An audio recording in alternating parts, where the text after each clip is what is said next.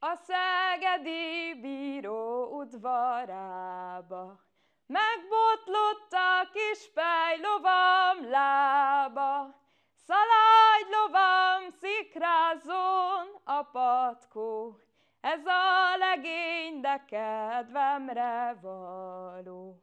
De szeretnék hajnalcsillag lenni, a babám ablakába beragyogni, beragyognék hozzája hajnalba, csókot kérnék tőle utoljára.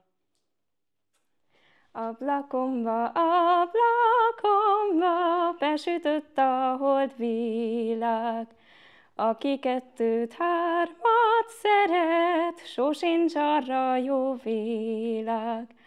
Lám, én csak egyet szeretek, mégis de sokat szenvedek.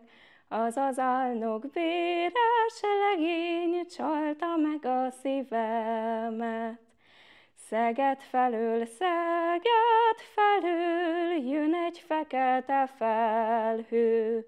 Szaladj kislány, szaladj kislány, mert megver a nagy eső. Nem szaladok olyan nagyon, fáj a szívem, sajog nagyon. Most tudom már miért sajog, elhagyott a galambom. Akkor szép az erdő, mikor zöld, mikor a vadgalamb benne költ. Olyan a vadgalamb, mint a lány, sírva sétál a párja után. Olyan a vadgalamb, mint a lány, sírva sétál a párja után.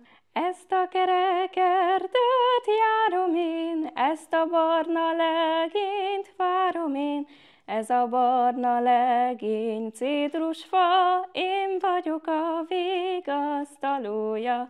Ez a barna legény citrusfa, én vagyok a vigasztalója. Erre gyere, rózsám, nincsen sár, az ajtómon sincsen semmi zár. Az ajtómon van egy fakilincs, jaj Istenem, még szeretőm sincs. Az ajtómon van egy fakilincs, jaj Istenem, még szeretőm sincs.